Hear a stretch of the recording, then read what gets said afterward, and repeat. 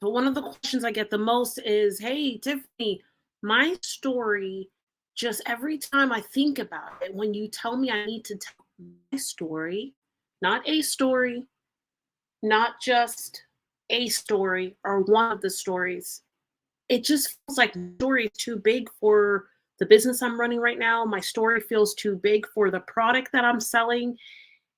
Am I right?" Question is a valid question, but here's the worst part about the answer. Here's the toughest part about the answer. The toughest part about the answer is that you're chances are the product that you're selling right now or the product that you're envisioning to sell is way smaller than your story. And the craziest part about story, like story, not storytelling, because I don't fool around with storytelling. I'm really focused on what the story actually is. The most important piece is that your story matches the vision that you have. And most of the time, for most people who are running a business, something like that, or even people who are seasoned, it's incongruent with the product that you're selling. That's why you're in business for some time and you begin to feel not overwhelmed, but you feel almost like business fatigue. You're like, I'm not excited anymore. I'm not enjoying this thing. I don't love it. I used to love it. And you fall into these traps. The answer, or my statement from me to you, is that you should be selling a product that matches your story.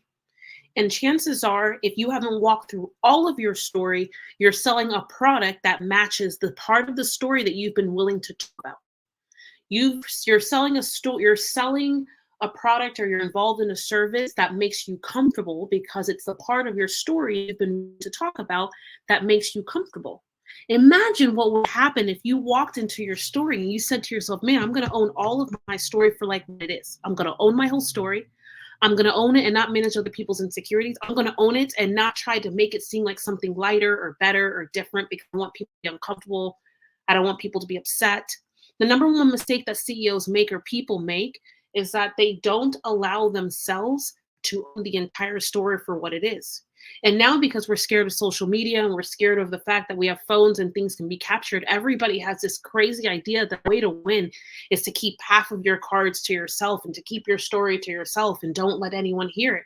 But if you live this entire life and no one really gets to walk in your story, that means you've lived this entire life and no one on the planet really knows who you are. So it's like, how do you plant a seed? Like, do you really want to just be known for how much money you made, CEO or person? Like, do you want to be known for how many houses you built or how many houses you own or the fact you own a property? That's not how you leave real legacy. You leave real legacy by planting seeds in the other humans and people so that they emotionally remember who you are.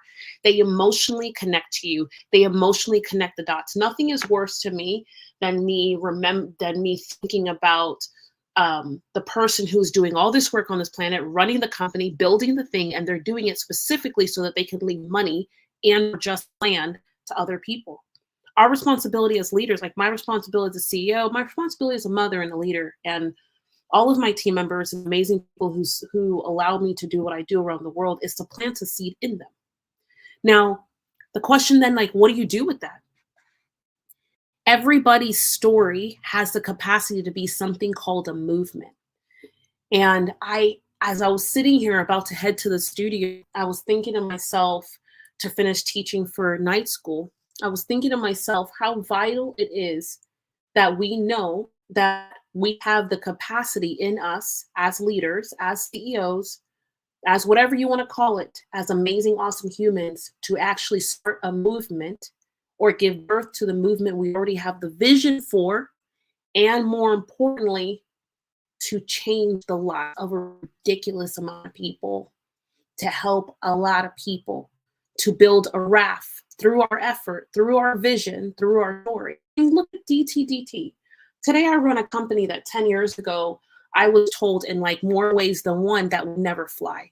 I remember when I started my company in 2014, and I had a million people. It felt like were telling me, "You'll never be able to scale just caring for people, and you'll never be able to scale the idea that you have." And I'm like, if I can do a couple $1,000,000 over here and do this with a product that I didn't create, that doesn't come from my heart, but it came from someone else, like business for Xerox Corporation and Hewlett Packard and companies like that. If I can do that there, I was like, I know I've been in this vision for a reason. The most important piece though is to hold on to the vision and to not let go of your story and allow yourself to tell your story over and over again in different ways and different modalities so that it gets infused in your family, it gets infused in your work, it gets infused in your hiring process. And that's what I did. I built teams with this. I attracted the most amazing clients from around the world, ridiculous companies that I've worked with now over the last 10 years. I've produced an ungodly amount of events. I have spoken on 400 plus stages. Like the list goes on and on. But all of it was me taking my story and not including stories. So I saw my peers to my left and my right selling products. And what they would do was they would take this dramatic story. This is what happened to me when I was 10. This is what happened when I was 35. They would take this dramatic story, walk into audiences, make them feel a way, sell a product that matched the thing. And their focus was to say, how many audiences could I go in front of? How many people could I sell to? How many yeses do I get? And how many products did we sell? And I'm like, yeah, okay, great. So you spoke to 100 people, 20 people bought the product. You made $40,000. Your company made $200,000. I think that's fantastic, but that $200,000 won't last because you guys have to keep doing it over and over again. Leave the dramatic, draining story at home. What about the truth? What is the story? Who the heck are you? What is your story?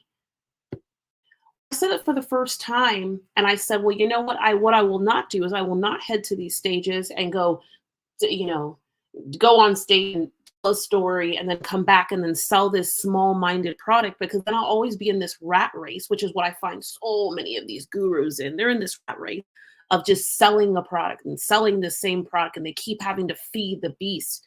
And it's like, that's not what we're given the vision for. You're given the vision so that we can start a movement. I look back today and I'm like, man, every time I think about DTDT, I think about the fact that I created a movement. I mean, look at this. Look at this. I created a movement and I built more companies since. I've built 3, 4 more companies. But this is one of the things that I'm most proud of, because there are countries like Uganda where there are people wearing this shirt simply because I've been able to translate DTDT. It is far bigger than me. It is far bigger than a product or a service or a program or a course, a little 2-cent, whatever it might be.